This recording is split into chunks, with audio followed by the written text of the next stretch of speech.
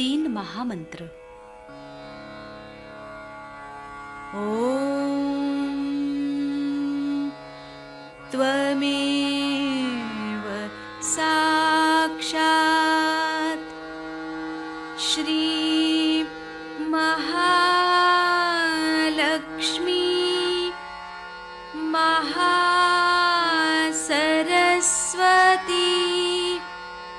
महाकाली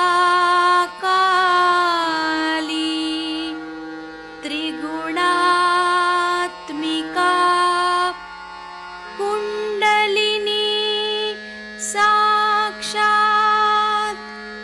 श्री आदिशक्ति माताजी श्री निर्मला देव्यै नमो नमः। ॐ त्वमेव साक्षात् श्री कल्की साक्षात् श्री आदिशक्ति माताजी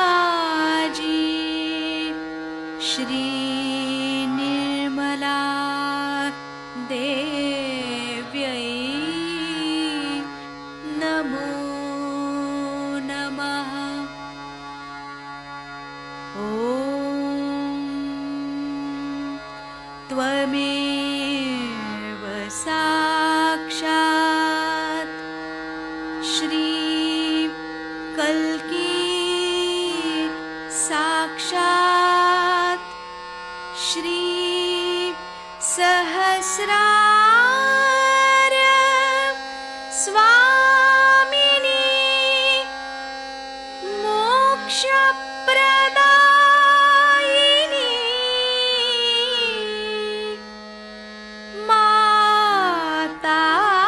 माताजी श्री निर्मला देव्यै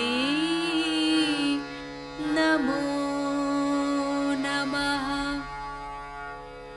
श्री गणेश मंत्र। ओम त्वमेव साक्षात् श्री गणेश साक्षात् श्री आदिशक्ति माताजी श्री निर्मला देव्यै नमो नमः।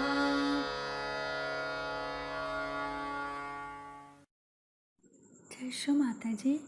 दोनों हाथ माँ के सामने, हृदय में श्री माता जी को देखेंगे।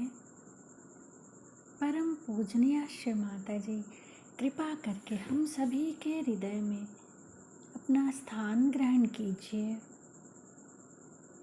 बार बार श्री माता जी को हृदय में आवाहन करेंगे। श्री माता जी, कृपा करके हम सभी के हृदय में अपना स्थान ग्रहण कीजिए। श्री माता जी, हम सबको क्षमा कर दीजिए, हम सभी अज्ञानी हैं। संपूर्ण चित्त बीचों बीच हृदय में।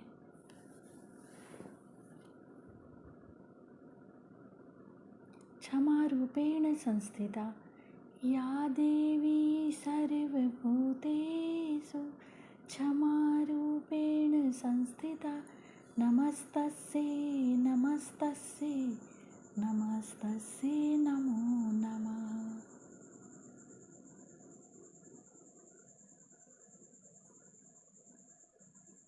धीरे धीरे अपने संपूर्ण चित्त को दोनों हाथों पे अपने चित्त में श्री माता जी को हमेशा रखेंगे। धीरे धीरे अपने संपूर्ण चित्त को लेफ्ट विशुद्धि पे बाएं विशुद्धि पे संपूर्ण चित्त।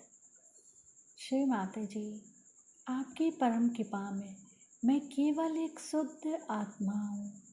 श्री माता जी, आपकी परम कृपा में मैं केवल एक शुद्ध आत्मा हूँ, इसीलिए मैं दोषी नहीं हूँ। श्री माता जी, मैं बिल्कुल भी दोषी नहीं हूँ। श्री माता जी, मैं बिल्कुल भी दोषी नहीं हूँ। श्री माता जी, मैं बिल्कुल भी दोषी नहीं हूँ। चित्त बाएं विशुद्धि पे ही श्री विष्णु माया मंत्र। ओम त्वमेव साक्षात् श्री विष्णु माया साक्षात् श्री आदि शक्ति माता जी श्री निर्मला देव्यै नमो नमः।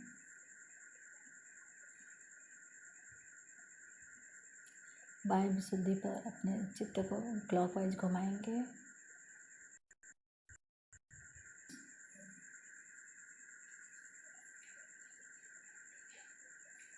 श्री माता जी, आप ही ने तो हमें आत्मा बनाया है, हमें सभी प्रकार के दोष भावनाओं से मुक्त कीजिए। श्री माता जी, कृपा करके हमें सभी प्रकार के दोष भावनाओं से मुक्त कीजिए।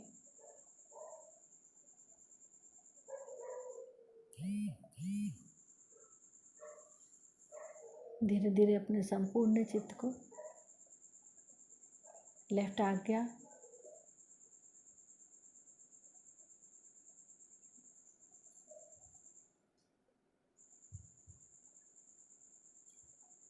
फिर सहस्त्रार।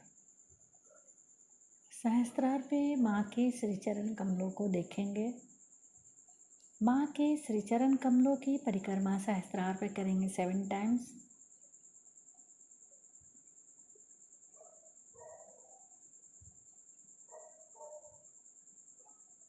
श्री माता जी, कृपा करके हमें निर्विचार कर दीजिए।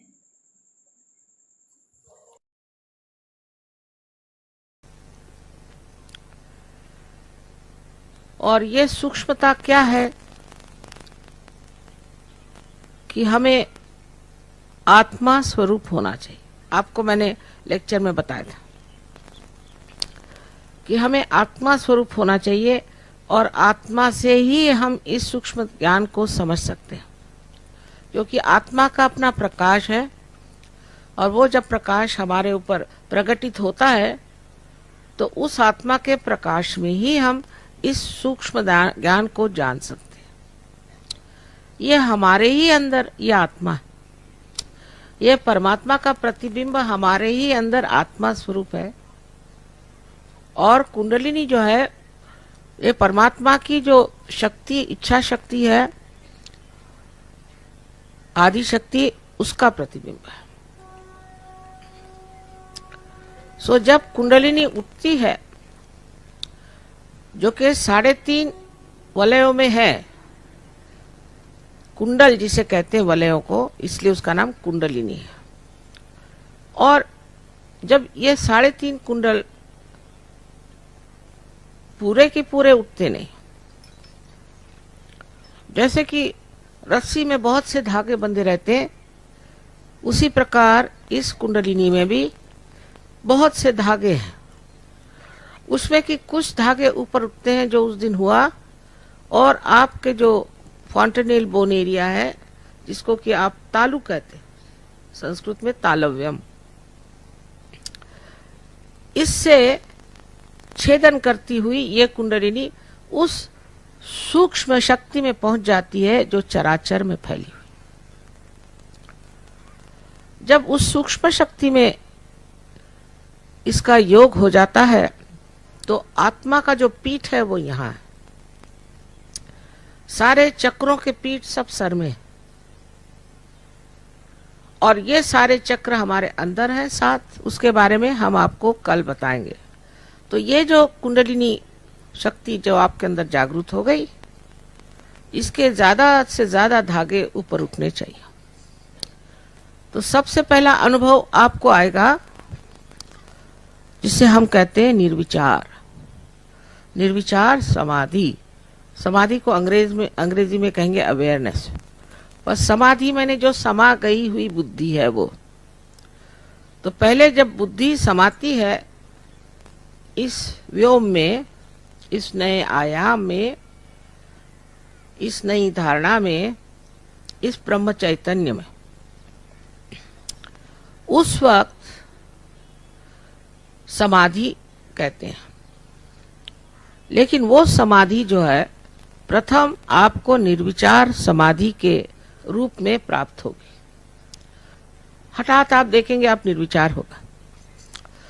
अब जब हम विचार करते हैं तो हम या तो आगे का विचार करते हैं, भविष्य का, या तो पीछे का यानी भूत का। लेकिन आज अभी इस वक्त वर्तमान है, वर्तमान में हम खड़े नहीं हो सकते।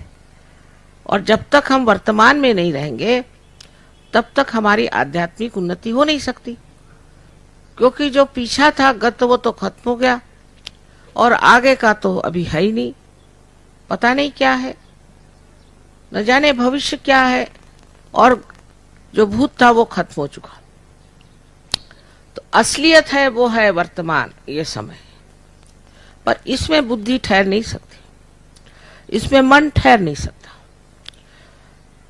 तो ये विचार ऐसे उठते हैं लहरों जैसे, फिर गिरते हैं, फिर उठते हैं, फिर गिरते हैं। पूरी समय हम इसी आंदोलन में कूदते रहते हैं, कभी इसके शिखर पे, इसके कस पे दौड़ते रहते हैं। आज ये विचार आया तो कल ये विचार आया तो परसों ये विचार आया। लेकिन जब कुंडलिनी आपकी चढ़ती है तो क्या होता है कि विचार लंबाकृत हो जाते हैं। इन दोनों विचारों के बीच में जो स्थान है उसे विलंब कहते हैं संस्कृत में। इस विलंब स्थिति में आप आ जाते हैं और विलंब की स्थिति बहुत ही संकीर्ण रहती है, वो बढ़ जाती है। यही वर्तमान है। इसलिए आप निर्विचार हो जाते हैं। लेकिन समाधि माने आप पूरी तरह से सतर्क, बेशुद्ध अवस्था में नहीं जाते, आप सुप्तावस्था में नहीं जाते, जरूरत से ज्यादा सतर्क हो जाते। लेकिन कोई विचार आपके अंदर नहीं आता, बस सब चीज देखना मात्र बनता है, जिसे साक्षी स्वरूपत्व कहा गया। तो आप देखते मात्र हैं, उसका कोई भी असर आप पे नहीं आती, उसकी क्रिया प्रतिक्रिया रिएक्शन कुछ नहीं आता। आप पूरी तरह से उस चीज को देखते हैं। यह निर्विचार समाधि की पहली स्थिति है। इसको आपको पहले बनाना होगा। अब जैसे यहाँ पर एक बड़ा सुंदर सा गलीचा बिछा हुआ है।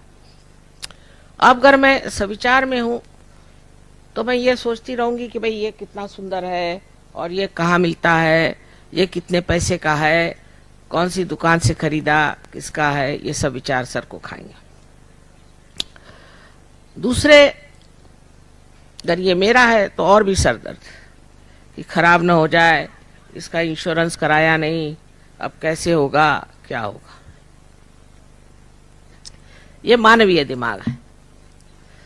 लेकिन दैविक शक्ति में आदमी ये सब सोचता नहीं, सिर्फ देखता मात्र है। और देखता क्या है कि इसका सौंदर्य, जिस कलाकार ने इसे बनाया उसने इसमें जो कुछ भी सौंदर्य डाला है, जो इसने अपने हृदय का आनंद इस सौंदर्य से प्रकटित किया है, उसको दिखाया है, दर्शाया है, वो आनंद का आनंद ही सारा निर्गुण में ही मेरे अंदर उतरने लग जाएगा और ऊपर से नीचे तक मुझे ठंडा करता हुआ चला जाएगा।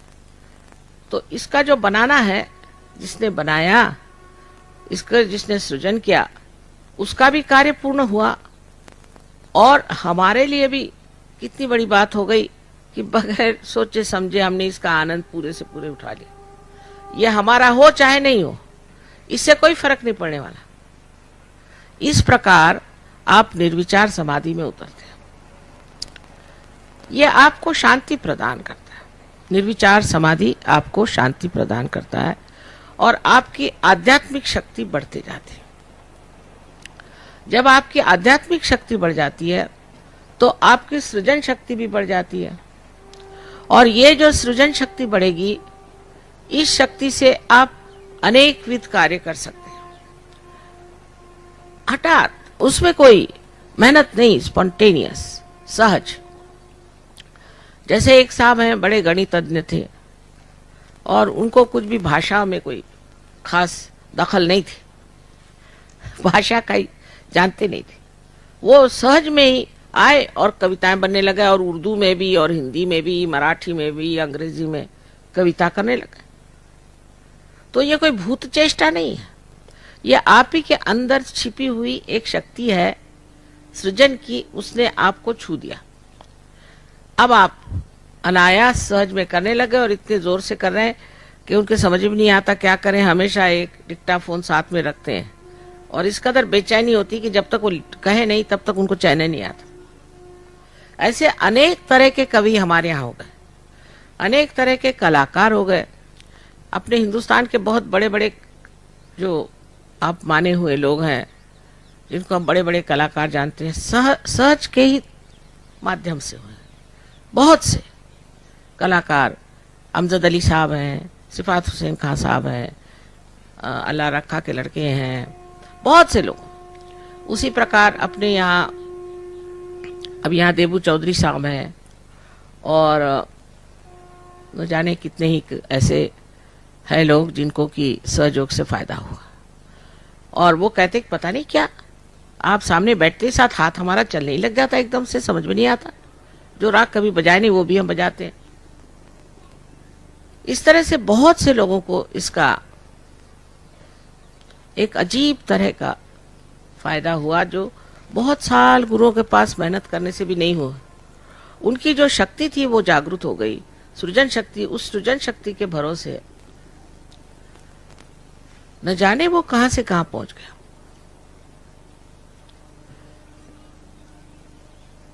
तो आपके अंदर की सृजन शक्ति बहुत बढ़ जाती है। अब कल चक्रों पे जब हम बात करेंगे तब आपको बताएंगे कि हर एक चक्रों में कौन सी शक्तियां हैं और जो आपको प्राप्त होती। अब आप जानते हैं कि यहाँ पर डॉक्टरों की एक कॉन्फ्रेंस हुई थी, जिसमें आप लोग भी काफी आए थे और कुछ लोग नहीं भी आए थे, नए लोग नहीं आए थे। एक बात सच है कि कुंडलिनी से, जागरण से आपकी तंदुरुस्ती जो है बिल्कुल ठीक हो जाती है, अधिकतर लोगों की ठीक हो जाती है। अब बिल्कुल ही मरने को हुए तो भगवान कहता कि इस बार मरने दो, फिर जिनको फिर जन्म ले लेंगे, कोई बात नहीं। और कुछ लोग इतने बेकार होते हैं कि भगवान के पास कॉमन सेंस है, वो सोचते हैं कि ऐसे बेकार लोगों को क्या फायदा है ठीक करने से, क्योंकि ये तो वो है दीप जो कभी जलेंगे नहीं, तो इनको ऐसे दीप ठीक करने से फायदा क्या। लेकिन अधिकतर लोग हर तरह की बीमारी से ठीक हो जाते हैं। बड़े आश्चर्य की बात है, हर तरह की बीमारी, यानी कैंसर बहुत लोगों का ठीक हुआ है, और ऐसी हालत में ठीक हुआ है कि डॉक्टरों ने सर्टिफिकेट दे दिया कि 8 दिन में मर जाएंगे। कभी कभी डॉक्टर यही सब कहते रहते, उनकी भी अपनी मर्यादाएं कि भाई तेरे को सर्टिफिकेट दे देते 8 दिन में तू मर जाएगा, तुझे जो कुछ करना है वो कर ले। अब वो जिंदा बैठे हैं 8-8, 9-9 साल बाद भी। ये कैसे हुआ? आप कहेंगे कि ये सब कैसे हुआ? ये समझने की बात है कि ये कैसे हुआ। तो चक्रों पर हमारा शारीरिक, मानसिक, बौद्धिक सारा अस्तित्व ही चक्रों पर है। वही हमारे मूलतः शक्तिदायक है। अब अगर आपके एक चक्र खूब काम कर रहे हैं तो इस प्रकार वो काम करते हैं। डॉक्टर साहब ने आपसे समझाया, सिंपैथेटिक नर्वस सिस्टम खूब काम करेगी। करते करते करते करते इस्तेमाल करते हुए ये इसमें संकीर्णता आ गई। चक्र में संकीर्णता आते ही साथ धीरे धीरे धीरे धीरे क्या हो जाएगा, या तो इसकी शक्ति खत्म हो जाएगी और या तो टूट जाएंगे। टूटते साथ आपका संबंध जो आपके संपूर्णता से है, माने आपके मस्तिष्क से है, वो टूट गया। फिर हो गए आप अलग, एक हो गए, एकाकी हो गए, जिसे कहते हैं मैलिग्नेंट। कैंसर आपके अंदर हो गया।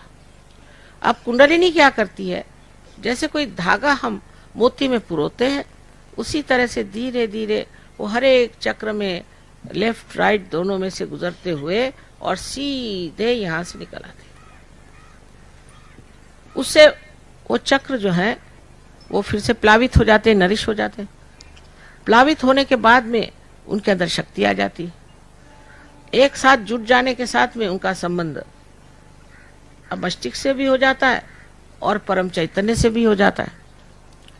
एक बार ये संबंध पूरी तरह से हो जाए, उसके बाद कोई बीमार नहीं पड़ सकता। अगर कोई सहयोगी है और उसको कोई बीमारी नहीं, ऐसे बहुत से हैं, ये नहीं कि सब बीमारी आते हैं सहयोग, ऐसे भी लोग हैं जो बिल्कुल स्वस्थ हैं। ये तो बढ़िया लोग होते हैं, क्योंकि जैसे ही वो पार हो जाते हैं, जैसे ही उनको कुंडलिनी का आशीर्वाद मिल जाता है, ऐसे ही उनकी प्रगति ज्यादा जोरों में होती है और उसके बाद उनको कोई भी बीमारी नहीं होती। हमारे यहाँ बहुत से लोग ऐसे हैं कि वो कहते कि पहले हमें जुकाम भी होता था तो डॉक्टर के पास जाते थे, अब किसी को अगर कैंसर हो जाए तो हम उसके पास जाते हैं।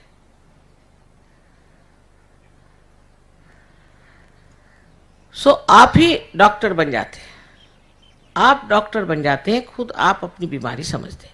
क्योंकि जब कुंडलिनी इसको भेजती है तो आपको महसूस हुआ था ना उस दिन भी ठंडी ठंडी हवा, और ये सारे 5, 6 और 7 चक्र हैं, ये भी 5, 6 और 7 चक्र। इन चक्रों पे आप जानते हैं कि आपका कौन सा चक्र खराब है, और फिर आप दूसरों का जानना चाहे तो उसका भी जान सकते हैं उसका कौन सा चक्र खराब। अगर आप समझ ले कि किस तरह से इस चक्र को ठीक करना है, हो गया। आप अपने भी चक्र ठीक करिए और दूसरों को भी ठीक करिए। इससे पहले तो आपको अपने चक्र महसूस ही नहीं होते थे, अब आपको अपने चक्र महसूस होंगे। और इसी को हम कहते हैं कि अपना ज्ञान, स्वयं का ज्ञान। अपना ज्ञान जब पा गया, स्वयं का ज्ञान आ गया, अपने चक्रों के बारे में आपने सब कुछ जान लिया, तब फिर आप अपनी तंदुरुस्ती अच्छी रख सकते हैं। दूसरे किसी के चक्रों को आपने अगर जान लिया तो आप दूसरों की भी तंदुरुस्ती अच्छी रख सकते हैं। और आप बात सिर्फ चक्रों की करते हैं, आपकी भाषा चक्रों की होती है। आप ये नहीं कहते कि ये मुसलमान है कि हिंदू है कि ईसाई, ये नहीं कहते। आप ये नहीं कहते कि ये अंग्रेज है कि हिंदुस्तानी है कि और कोई, ये नहीं कहते। आप ये नहीं कहते कि इसके बाल सफ़ेद है कि काले है, इसने सूट पहना है कि कुर्ता पैजामा पहना है, ये नहीं कहते हम। ये सब बाह्य के आडंबर है। आप सिर्फ ये कहते हैं कि माँ इसके ये चक्र जो है गड़बड़ में है। आप सिर्फ चक्रों की बात करते हैं, कौन सा चक्र खराब है उसकी आप बात करते हैं, उसी तरफ आपका चित्त जाता है और उस चक्र को कैसे करना वो आप सीख लीजिए, हो गया काम खत्म। अब परमात्मा को पैसा वैसा समझ में नहीं आता। ये बैंक और पैसा सरदर्द जो है मनुष्य ने बनाया, इसका संबंध भगवान से है ये नहीं। कैसे हो सकता है बताइए? अजीब सी ये संस्थाएं हैं, कुछ समझ में नहीं आती मेरे भी। बहरहाल, तो इसके लिए आप पैसा ऐसा नहीं दे सकते। ये तो जीवंत क्रिया है। आप अपने पेट को कितना पैसा देते हैं कि वो पचन करते हैं आपके खाने को, या इस हाथ को कितना आप रुपया देते हैं जो आपका सारा काम करते हैं।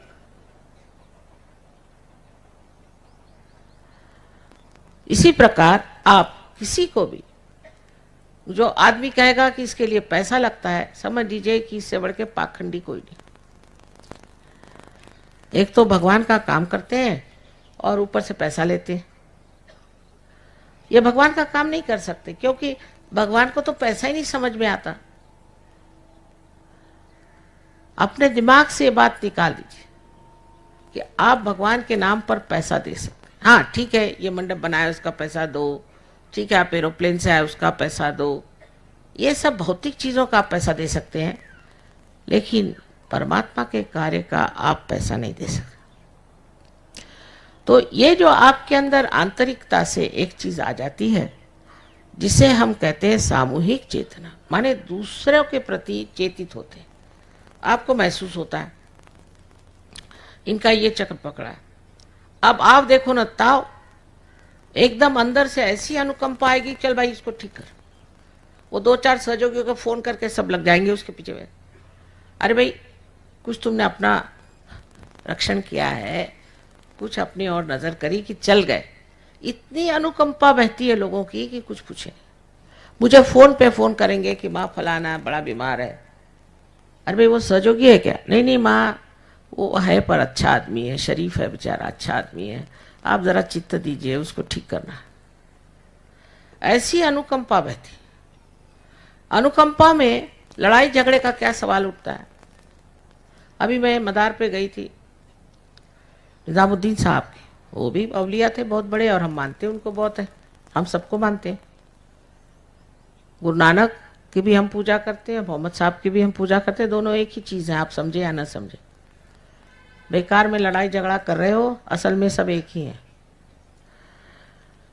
बहरहाल वहां भी मुझे आश्चर्य क्यों, वहां भी राजकारण चल रहा है।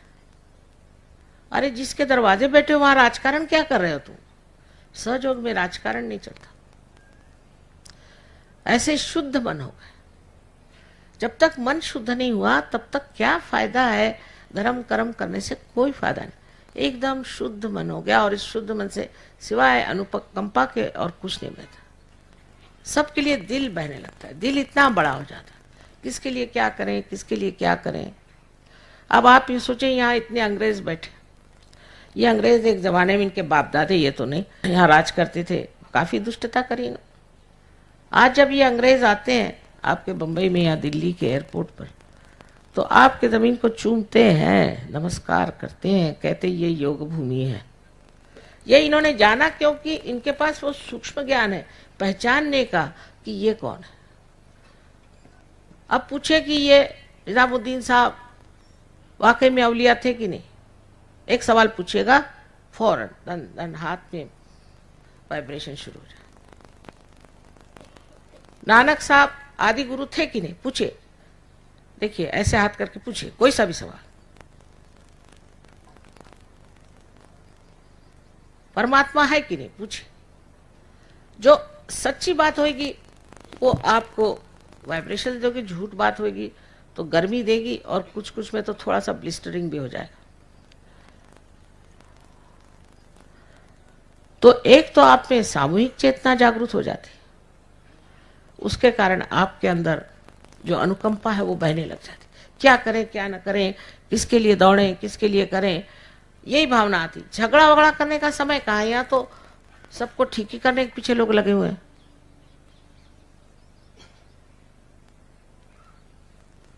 तो तीसरी चीज जो हो जाती है उसमें कि आपको केवल सत्य पता होता है, एब्सोल्यूट ट्रूथ।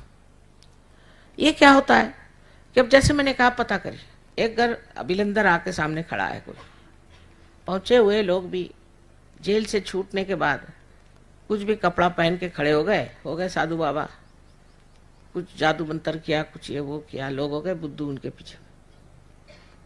हाथ ऐसे करके पूछिए फलाने ये गुरु हमारे हैं, ये सच्ची है कि झूठे, फौरन आपको पता हो जाए। अगर 10 बच्चों के आंख पर आप कर पट्टी बांधे और वो अगर 5 बच्चे हैं उनको बिठाइए और पूछिए कि बेटे इस आदमी को क्या तकलीफ है, सब एक उंगली दिखाएंगे। तो उनसे पूछिए कि तुम्हारे गले में कोई तकलीफ है, पहले आपको कैसे मालूम? बच्चे बता रहे हैं ना उंगली, ये उंगली बताई तो हार्ट पे तकलीफ है।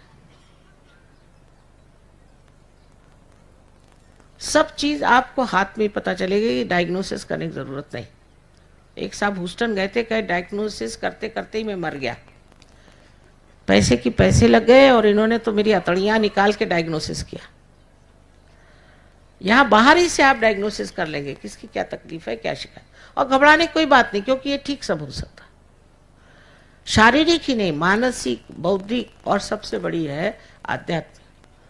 गलत गलत गुरुओं के यहाँ गए, हमारे तलवार साहब को पूछिए, वो बताएंगे आपको किससे गुरुओं के कैसे चक्करों में डालते हैं और इंसान बहकते ही रहता है। अब तो हमने उनको मान लिया, अरे भाई क्यों माना? उन्होंने तुमको क्या दिया? हम तो माँ है, हम पूछेंगे बेटे तुम्हारे गुरु ने तुमको दिया क्या? क्यों माना तुमने उनको? कुछ तुमको दिया है। और तुमने जाना कैसे कि वो असली की नकली? रुपया पे रुपया चढ़ा रहे, रुपया पे रुपया चढ़ा रहे। कितना बताया, कितना समझाया, बहुत नाराज होते थे लोग मेरे साथ। अब ठिकाने पे आए। तो उस वक्त में आपको केवल सत्य पता होता है। आप आदमी को देख करके बता सकते कि कौन से गुरु से चला रहा है, क्योंकि हर एक गुरु ने एक एक चक्र पे कोई ना कोई काम किया होता है। आप फौरन बता सकते कि ये कौन से गुरु से चला रहा है। और ऐसे ये गुरु भागते हैं और उनके शिष्य भी, क्योंकि सत्य को झेलना बहुत कठिन बात है इन लोगों के लिए।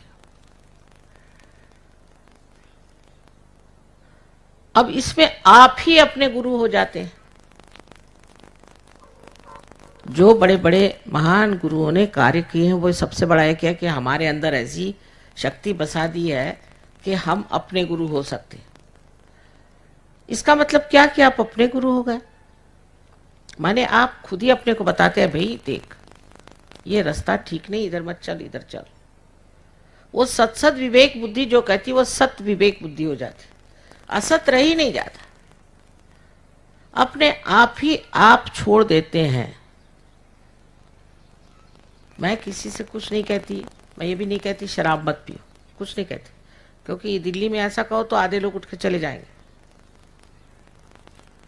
सब जाति के लोग शराब पीते हैं, हालांकि मना है, लेकिन सहयोग के गली में आने के बाद मैं कहती हूँ जाओ शराब की दुकान, कोई शराबी दिखा तो दूसरा रास्ता काट लेंगे, और शराब की दुकान दिखी तो अपना घर हटा के दूसरी जगह चले जाएंगे, क्योंकि अंदर प्रकाश आ गया ना, बाहर ऐसे कुछ नहीं।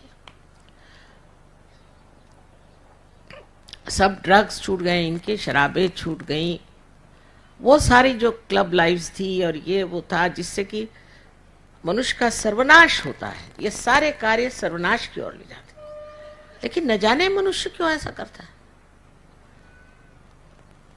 लंदन में हम रहते थे तो देखा एक इंसान बड़े जोरों में चला जा रहा, मोटर लिया। मैंने कहा पता नहीं इसको काहे की जल्दी हो रही, तो रुक के देखा कहाँ जा रहे, तो एक पब के सामने खड़े हुए हैं। 2-4 अंदर से आके नीचे गिरे हुए थे रास्ते पर बेहोश, और ये उसी के लिए दौड़े चले कि मैं क्यों नहीं बेहोश हुआ। अकल मारी जाती ना, जिसको मत मारना कहता है, बिल्कुल अकल मारी जाती। देख रहे हैं कि 2-4 जमीन पे रास्ते पड़े ना, उनके बाप न मां न कोई नहीं, पड़े हुए रास्ते में पड़े हुए बोतलें लेकर, और आप उसी लिए धड़ाका मार के निकल रहे हैं अंदर जाने के लिए। और चाहे वो सिख हो, चाहे वो मुसलमान हो, चाहे वो ईसाई हो, बड़ी शान से अपनी पब दिखाते हैं, पब घर के अंदर, अब वहीं सबके फोटो लगे हुए हैं। ये धर्म नहीं है। अंदर बाहर एक ही जानो, ये अपने आप हो जाता है। मुझे कहने की जरूरत ही नहीं है, आप अपने ही गुरु हो जाते हैं, आप अपने ही आप ठीक हो जाते हैं, मुझे कोई कहने की जरूरत नहीं। आज मैंने कह दिया इसका मतलब नहीं कि आप लोग छोड़ छाड़ के भागे। ये सब गंदी आदतें छूट जाएंगे।